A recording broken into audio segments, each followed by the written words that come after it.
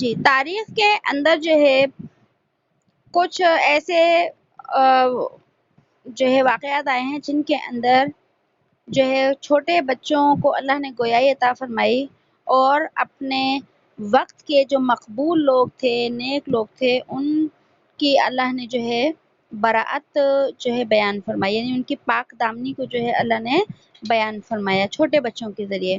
جیسے کہ ہم نے سورہ مریم کے اندر حضرت مریم علیہ السلام کا واقعہ پڑھا تھا کہ جب ان کے اوپر جو ہے بدکاری کی تہمت لگی تو اللہ پاک نے حضرت عیسیٰ علیہ السلام جب کہ چھوٹے بچے تھے ان کے ذریعے سے جو ہے ان کی ماں مریم کی پاکی ظاہر فرمائی. اسی طریقے سے روایات میں ایک بنی اسرائیل کے ایک شخص کا واقعہ آتا ہے، وہ ہے حضرت جریج رحمت اللہ. ٹھیک ہے، یہ بھی نیک شخص ہے بہت. ان کے خلاف ایک جو ہے بدکاری کی تہمت باندھی گئی. وہ بہت اللہ والے شخص ہیں. تو ایک پورا واقعہ ہے یہ، لیکن فی الحال صرف اتنی بات بتا رہی ہوں کہ جب ان کے خلاف ایسی سازش کی وقت کے جو ہے سازشی لوگوں نے، تو ان کی گواہی کے لیے بھی اس وقت اللہ نے کرامت کے طور پر ایک نوزائیدہ بچے کو، جو بالکل چھوٹا بچہ تھا، اس کو گویائی عطا کی، اور انہوں نے حضرت جریج جو تھے ان کی گواہی دی برات کی کہ یہ پاک دامن ہے. تو اسی طریقے سے جو ہے اللہ پاک نے اس وقت حضرت یوسف علیہ السلام کی پاک دامنی کے لیے جو ہے وہ ایک بچے کو بطور گواہ بنا دیا. اور وہ بچہ کون تھا کہ جب وہ زلیخا اور یوسف السلام کمرے سے باہر نکلے تو اس وقت مکان کے ایک حصے کے اندر جو ہے کیا تھا، ایک جھولا تھا، گہوارہ بھی اسے کہتے ہیں. ایک جھولے کے اندر ایک چھوٹا سا بچہ تھا، اور وہ ظاہر چھوٹا بچہ تو کیا تھا، سو رہا تھا، غافل تھا ہر چیز سے. تو جب عزیز مصر کو کوئی گواہ نہیں ملا تو اللہ نے اس بچے کو گویائی عطا کی، اور وہ بچہ جو ہے معجزاتی طور پر اس وقت بولنے لگا. عزیز مصر کشمکش میں تھا کہ اب کیا، کس کو سچا کہوں. وہ بچہ بولنے لگا. اچھا، اس بچے نے بولا کیا کہ اگر دیکھیے وہ بچہ یہ کہہ دیتا اگر کہ یوسف سچے ہیں، زلیخا جھوٹی ہے، جب بھی معاملہ کیا ہو جاتا، حل ہو جاتا، اور عزیز مصر کو پتہ چل جاتا کہ کون سچا ہے کون جھوٹا ہے. لیکن اللہ پاک نے اس بچے سے صرف یہ بات نہیں کہلوائی کون سچا ہے کون جھوٹا، بلکہ ایک حکمت والی بات کہلوائی تاکہ اس بچے کی بات کو دیکھ کر ہر شخص کیا کر لے، یقین کر لے سن کر. اس بچے نے کیا کہا کہ عزیز مصر سے کہ یوسف کے کرتے کو دیکھو کہ وہ آگے سے پھٹا ہوا ہے تو زلیخا سچی ہے، اور اگر یوسف کا کرتا پیچھے سے پھٹا ہے تو یوسف سچے. اگر آگے سے پھٹا ہے تو زلیخا سچی، اور اگر پیچھے سے پھٹا ہے تو یوسف سچے ہیں. اور یہ بالکل عقلی بات تھی کہ اس کے اندر کہ اگر آگے سے کرتا پھٹا ہے تو مطلب یہ کہ زلیخا اپنے آپ کو بچا رہی تھی یوسف سے، اور اگر کرتا پیچھے سے پھٹا ہے تو یوسف علیہ السلام بچ کر بھاگ رہے تھے اور زلیخا ان کو پکڑ رہی تھی. تو یہ ایک ایسی بات تھی جو ہے حکمت کی کہ ہر ایک کے سمجھ میں آ سکتی تھی. جب اس بچے کی بتائی ہوئی بات کے مطابق حضرت یوسف السلام کا کرتا دیکھا گیا تو کرتا پیچھے سے پھٹا ہوا تھا. اس سے پتہ چلا کہ یوسف علیہ السلام جو ہیں وہ کیا ہیں، بالکل سچے ہیں. تو دیکھیے یہ اللہ پاک نے جو ہے ایک طرح سے یہ بات قرآن کریم میں بھی بیان فرمائی. اسی طرح احادیث طیبہ میں بہت جگہ اس بات کو جو ہے وہ بیان کیا گیا ہے کہ قیامت کے دن اللہ پاک جو ہے وہ انسان کی زبان کو بند کر دیں گے اور اس کے جسم کے اعضاء بولیں گے. حتیٰ کہ انسان جس جگہ اچھائی یا برائی کرتا ہے، کوئی گناہ کرتا ہے، کوئی نیکی کرتا ہے، وہ زمین کا وہ حصہ بھی اس کے حق میں جو ہے وہ کیا کرے گا، گواہی دے گا. تو پتہ چلا کائنات کا یہ جو ذرہ ذرہ ہے، اور یہ زمین یا آسمان، یہ وقت، یہ فضا، یہ سب کچھ اللہ کی کیا ہے، یہ ایک طرح سے اللہ کی جو ہے یہ کہہ لیں خفیہ پولیس ہے یہ اللہ کی، کہ ہر چیز جو ہے نا ہمیں دیکھ رہی ہے، ہماری اچھائی کو، ہماری برائی کو. ہم تو سمجھتے ہیں کہ انسان ہی ہمیں دیکھ سکتا ہے کہ وہ ہم اچھا کر رہے ہیں برا کر رہے ہیں، لیکن حقیقت یہ ہے کہ اللہ کی بنائی ہوئی مخلوقات میں سے ہر شخص ہر چیز ہمیں دیکھ رہی ہوتی ہے، اور جہاں بھی انسان کوئی نیکی کرتا ہے یا گناہ کرتا ہے وہاں وہ چیز ریکارڈ ہو جاتی ہے۔ جہاں بھی انسان گناہ کرتا ہے نیکیاں کرتا ہے، وہ جگہ، وہ وقت، انسان کے جسم کے اعضاء کیا ہوتے ہیں، اللہ کی جو ہے وہ ایک طرح سے کیا کرتے ہیں، اللہ کی پاس جو ہے انسان کے گواہ بن جاتے ہیں۔ تو اسی طریقے سے جو ہے حضرت یوسف علیہ السلام کی گواہی جب اللہ نے بچے سے دلوائی تو وہ جو ہے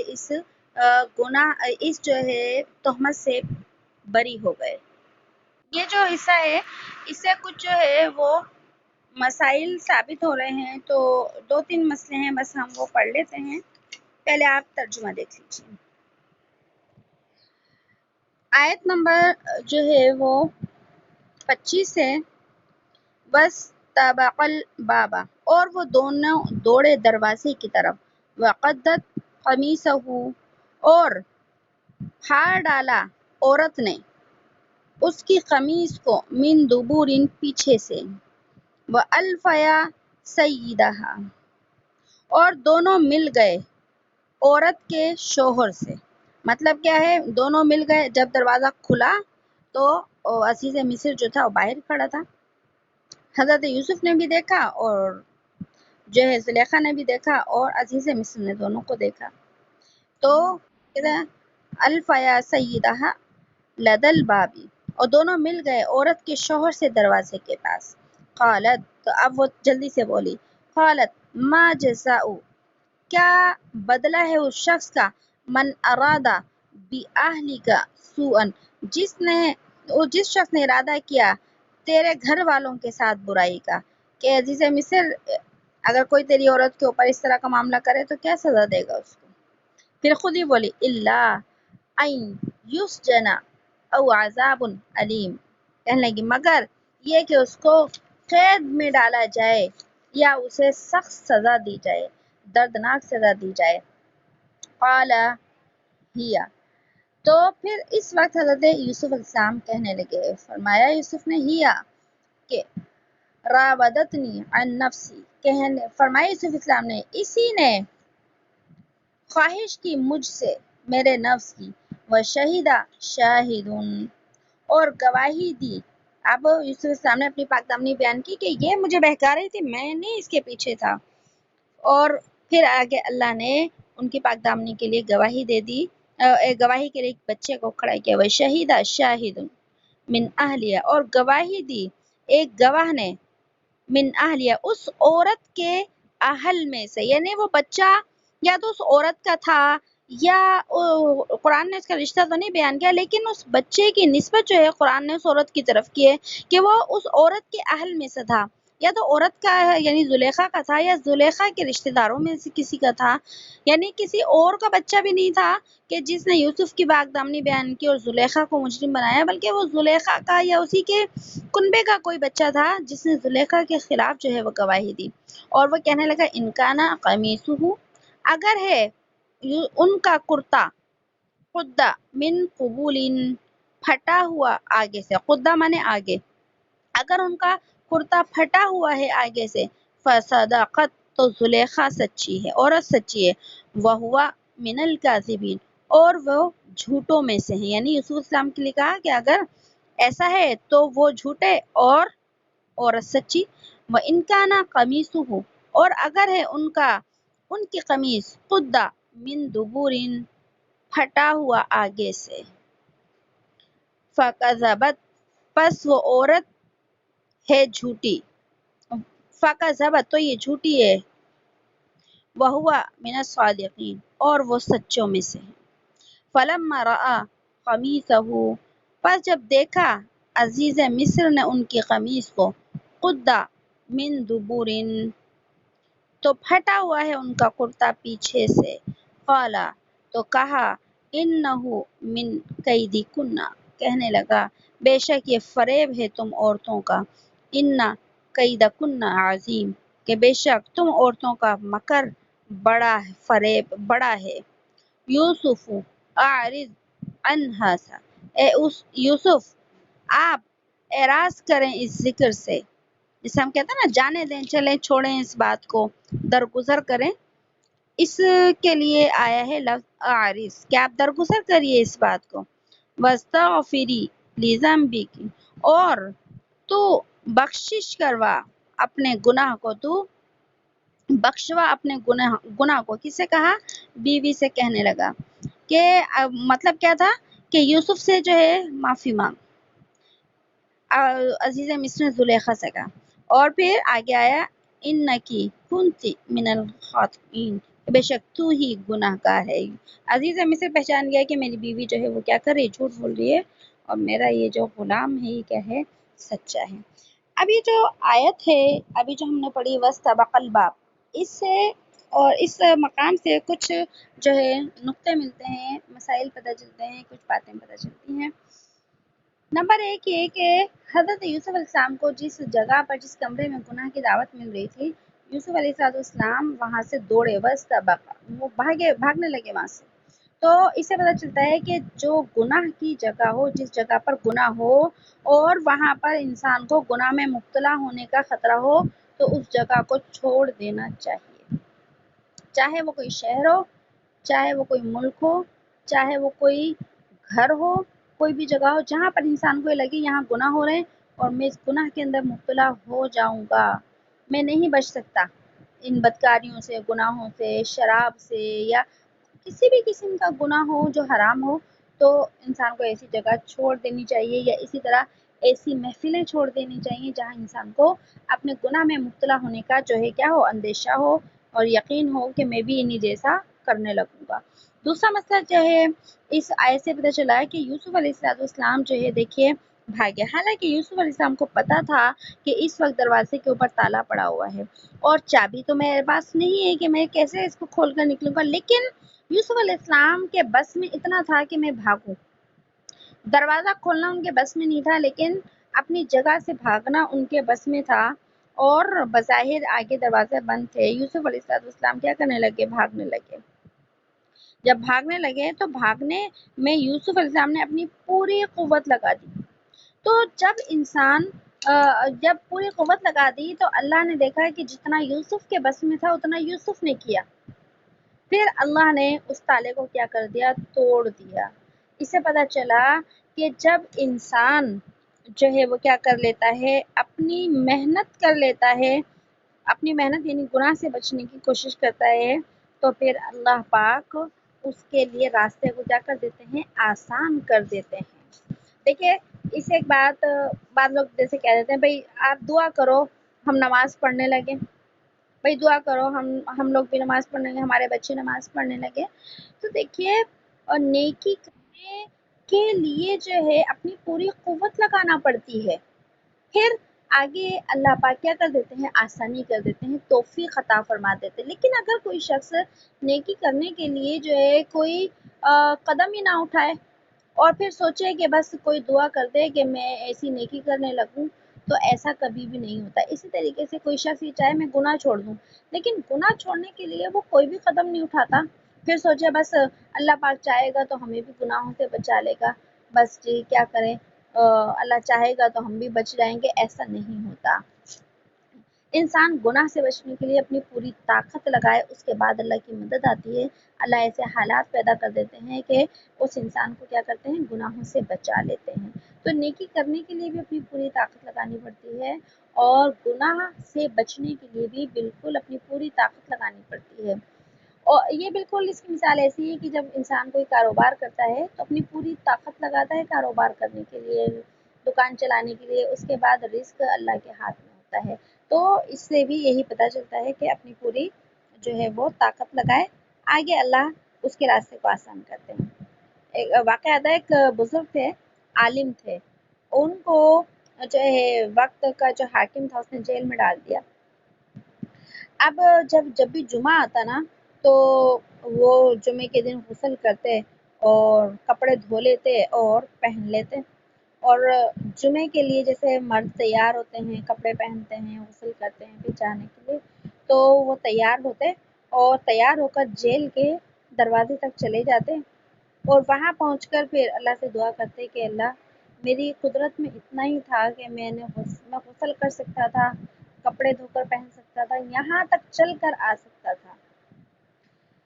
اور یہ میرے اختیار میں تھا، اتنا میں نے کر لیا۔ اے اللہ آپ کی رحمت اتنی ہے کہ آپ اس جیل کے دروازے کو کیا کر سکتے ہیں، کھول سکتے ہیں۔ بالکل تھا، لیکن اللہ کو ان کی ادا اتنی پسند آئی کہ اللہ نے اپنی حکمت سے ان بزرگ کو بہت اونچا مقام عطا فرما دیا تھا کہ ان کے اس عمل کی وجہ سے جیل کا دروازہ تو نہیں کھلا، لیکن انہوں نے جو ہے ہمت نہیں ہاری، بس جو جتنا وہ کر سکتے تھے انہوں نے کیا۔ اللہ نے اس کی وجہ سے ان کو بہت اونچا جو ہے کیا کر دیا، مقام عطا کر دیا۔ تو بہرحال اس آیت سے پتہ چلا کہ اپنی ہمت کے مطابق انسان کو کوشش کرنی چاہیے، دنیاوی معاملات میں، جائز معاملات میں بھی انسان کو جہاں تک ہو سکے کوشش کرنی چاہیے۔ اس کے بعد ایک اور تیسرا مسئلہ ہمیں اس سے پتہ چلا کہ جب زلیخا نے تہمت لگائی یوسف علیہ السلام پر تو یوسف علیہ السلام خاموش نہیں ہوئے، وہاں پر پہلے تو خاموش رہے کہ راز پہ پردہ پڑا رہے، لیکن جب راز سے پردہ اٹھا دیا زلیخا نے تو یوسف علیہ السلام خاموش نہیں رہے بلکہ اپنی صفائی پیش کی۔ تو اس سے مسئلہ ثابت ہوا کہ اگر کوئی شخص کسی پر تہمت باندھے، ٹھیک ہے نا، الزام لگائے غلط، تو اس وقت اپنی صفائی دینا انبیاء کی سنت ہے، انبیاء کا طریقہ، یہ نہیں کہ چپ کر کے جو ہے شریف بن کر آدمی جو ہے وہ الزام اپنے سر لے لے۔ ایک ہے لڑائی کے وقت کوئی شخص بلا وجہ لڑ رہا ہے، برا بھلا کہہ رہا ہے، اپنی زبان گندی کر رہا ہے، گالیاں دے رہا ہے، تو اس وقت خاموش ہونا یہ صحیح ہے کہ اس شخص کی جہالت کا کیا جواب دیا جائے، خاموش ہو جائے۔ لیکن اگر کہیں پر انسان کے اوپر الزام لگ رہا ہو جھوٹا، اس وقت خاموش نہیں رہنا چاہیے، بلکہ یوسف علیہ السلام کی بھی سنت ہے کہ وہاں پر انہوں نے اپنا دفاع کیا، تو اس وقت خاموشی انسان کو کیا کر دے گی، مجرم بنا دے گی، اسے یہ پتہ چلا۔ تو اس وقت توکل کرنا یہ بزرگی اور دینداری نہیں ہے کہ بس میرا اللہ کے اوپر بھروسہ ہے، توکل ہے، اللہ پاک جو ہے نا ان لوگوں کے سامنے سارا واقعہ جو ہے سامنے آ جائے گا اور جو ہے بس اللہ خود ہی میری سچائی کو بیان کر دیں گے، نہیں۔ اگر سب کے سامنے تہمت لگ رہی ہے تو اس وقت اس تہمت کا جو ہے کیا کیا جائے، اس کو دور کیا جائے۔ اسی طریقے سے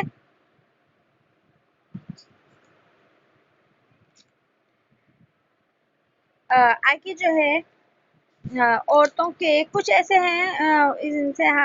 مسائل پتہ چلتے ہیں جو مقدمات کے ہیں، وہ میں آپ کو بہرحال نہیں بتا رہی۔ تو یہاں پر جب زلیخا بچے نے کہا نا کہ یوسف کا کرتا دیکھو آگے سے پھٹا ہے، یہ پیچھے سے پھٹا ہے، تو پیچھے سے ہے تو یوسف سچے اور آگے سے ہے تو زلیخا سچی، تو پھر کیا ہے عزیز مصر نے زلیخا سے کہا انہو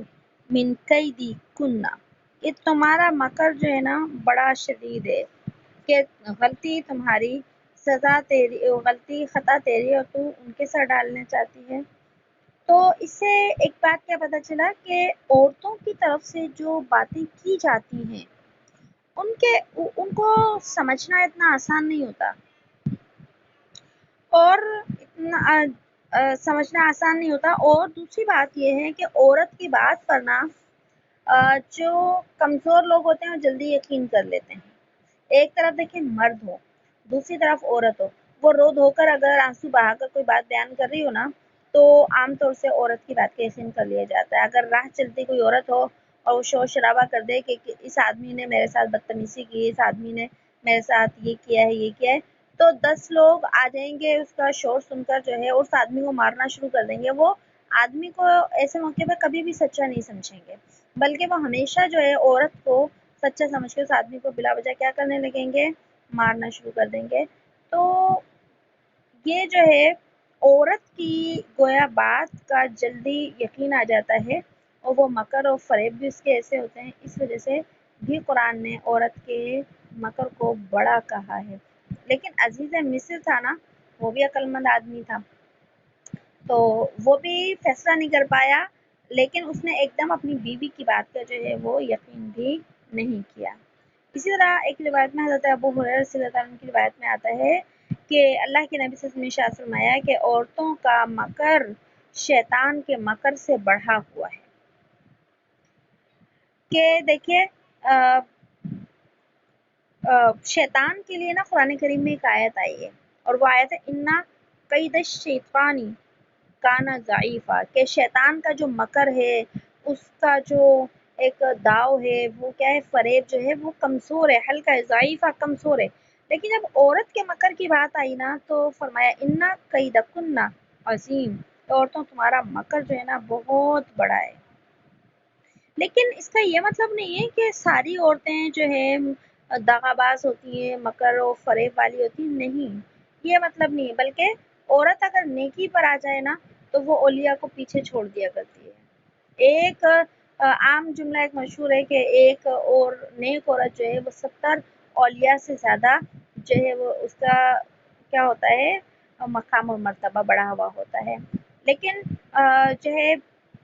ہر عورت کے اندر جو ہے کیا ہے، فرق ہو سکتا ہے۔ اگر عورت نیک ہوتی ہے تو وہ پیغمبروں کی ماں بن جاتی ہے، پھر کہ اللہ ان سے پیغمبروں کو پیدا کر دیتے ہیں۔ لیکن اگر عورت شیطان کے جال میں آ جائے تو وہ بڑے بڑے شیطانوں کو کیا کر دیتی ہے، پیچھے چھوڑ دیتی ہے۔ تو یہاں پر ایسے ہی عورتوں کا ذکر آیا، ہر عورت اس سے مراد نہیں ہے۔ اور جب عورتیں، ظاہر سی باتیں دیکھیے، جو انسان جتنا زیادہ علم سے اور اعمال سے دور ہوگا تو شیطان جو ہے اتنا ہی زیادہ کیا ہو جاتا ہے، اس کا ساتھی بن جاتا ہے۔ ہم قرآن کریم کی آیات سے باقاعدہ یہ بات کو پڑھ چکے ہیں کہ اللہ نے ایک انسان کا شیطان اور ایک جو ہے وہ فرشتہ بنایا ہے۔ تو ظاہر سی بات ہے، جب جو عورت گناہ میں جتنی زیادہ لگے گی تو اس کا جو شیطان ہوگا اس کو شیطانی راستے اتنے ہی زیادہ دکھائے گا، اتنی ہی تدبیریں دکھائے گا۔ پھر ایسی عورتوں کا جو گناہوں میں بھی لگی ہوتی ہیں اور جو ہے ان کا رات دن کا کام ہی ہوتا ہے، تو ان کا جو مکر ہوتا ہے شیطانی، اس سے بچنا بڑا مشکل ہو جاتا ہے۔ اسی وجہ سے ہمارے دین نے ہمیں یہ تلقین کی ہے کہ نیک لوگوں کی صحبت اختیار کی جائے۔ جب انسان چاہے عورت ہو وہ بری عورتوں کی صحبت اختیار کرے گی، جو جس کی صحبت اچھی نہیں ہوگی تو وہ دوسروں کو بھی اسی کے رنگ کے اندر کیا کر دے گی، رنگ لے گی۔ اس لیے ساری عورتیں مراد نہیں ہیں، لیکن یہاں سے وہ عورتیں مراد ہیں۔ اور آگے عزیز مصر نے کہا ہے یوسف آپ کیا کر دیں، نظر انداز کر دیں، اس واقعے کو کہیں رسوائی نہ ہو۔ آپ اس کو بیان کرو گے تو ظاہر ہے میں وزیر خزانہ ہوں مصر کا، تو میری بھی رسوائی ہوگی، لہٰذا آپ اس عورت کی اس حرکت کو کیا کر دیں، نظر انداز کر دیں۔ اور بیوی سے کہا کہ جو ہے تم معافی مانگو یوسف سے، اور جو ہے یوسف سے اس لیے کہ ان کا ایک تو غلطی کی ہے اور دوسری ان کے اوپر کیا کی ہے، تہمت لگائی ہے۔ اب یہاں پر ایک اہم بات دیکھیے ہمیں پتہ چلتی ہے قرآن کریم کی آیت سے، وہ یہ کہ اگر کوئی شخص ہو، مرد ہو، شوہر ہو، اور اس کے سامنے اپنی بیوی کی کوئی ایسی بددیانتی آ جائے یا بے حیائی کی بات آ جائے تو اس کو چاہیے کہ وہ اس کے اوپر ایک دم مشتعل نہ ہو جائے، اسے اپنی موت اور زندگی کا مسئلہ نہ بنا لے، بلکہ پورے اطمینان سے جو ہے معاملے کو دیکھے، اطمینان سے جو ہے کیا کرے، بات سنے، اور جو ہے اس کے بعد جو ہے وہ دیکھے، کیونکہ یہ ایسا موقع ہوتا ہے کہ اگر کوئی انسان کسی کو لڑانا چاہتا ہے، کسی کے گھر میں آگ لگانا چاہتا ہے نا، تو وہ مرد کو اس کی بیوی کی طرف سے کیا کر دیتا ہے، اسی قسم کے واقعات، اسی قسم کی باتوں سے کیا کر دیتا ہے، اس کے دل میں شک ڈال دیتا ہے۔ اب اگر بیوقوف شخص ہوگا، بیوقوف شوہر ہوگا، تو وہ مشتعل ہو کر جو ہے وہ کیا کرے گا، بغیر کسی معاملے کی تحقیق کے جو ہے کیا کر دے گا، بیوی کو طلاق دے دے گا، یا پھر جو ہے اس کے ساتھ اور کوئی معاملہ کرے گا۔ لیکن جو ہے یہاں پر ایک جو ہے وہ نصیحت گویا کہ اس سے ملی ہے کہ معاملے کی گہرائی تک، اور عام معاملات کے اندر بھی اگر ہمارے سامنے کوئی معاملہ آئے، چاہے وہ کسی کا بھی ہو، شوہر اور میاں بیوی سے ہٹ کر ہے، ہماری زندگی میں بہت سے رشتے ہوتے ہیں، ساس کے ہوتے ہیں، بہو کے ہوتے ہیں، بیٹے کے ہوتے ہیں، رشتے داروں کے ہوتے ہیں، ہمیں پتہ چلا کسی کی کوئی بات کا یا کسی نے ہمارے متعلق کوئی بات کی ہے، تو اس کے اوپر مشتعل ہونے کے بجائے ہمیں اس واقعے کا جائزہ لینا چاہیے، اس کے جو ہے ان چیزوں کو سمجھنا چاہیے، اس سے ہمیں پتہ چلتا ہے کہ صحیح کیا ہے اور غلط کیا ہے۔ تو آج کا جو سبق ہے